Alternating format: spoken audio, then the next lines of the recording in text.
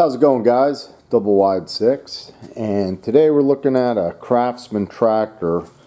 This unit is a DLS3500, and the problem is it drives really slow, like so slow that you just it's annoying. So I took a look at it, and I determined that the way they designed the tractor transmission, it's gonna drive slow. I don't know if it's like a safety thing through the manufacturer or what, but I did repair this thing, and I didn't have to change the pulley or anything like that. I want to show you the repair that we made. So I'm just going to start by taking off the tire so I can show you. So this lever increases your speed. The more you move it forward, the faster the tractor will go.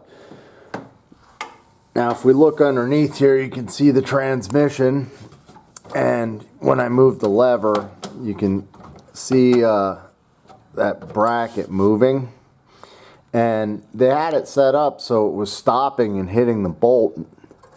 So what I ended up doing was cutting a little bit out of that, and you can see when we move it back, you can see how it's not quite round.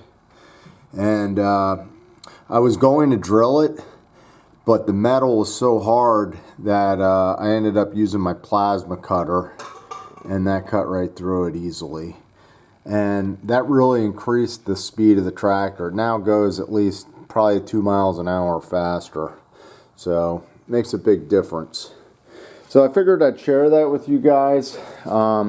If you have one of these Craftsman tractors that's driving really slow, you can go ahead and speed it up just by taking off that plate and drilling it out. If you're not able to drill it, you're definitely going to need cobalt bits. I couldn't drill it, and I didn't want to put it in my drill press and that's why I used the plasma cutter. The other way to do it is with the small, like, grinding wheel. If you can get it in there, maybe like a Dremel or something like that. But it really got this tractor running nice and made a huge difference.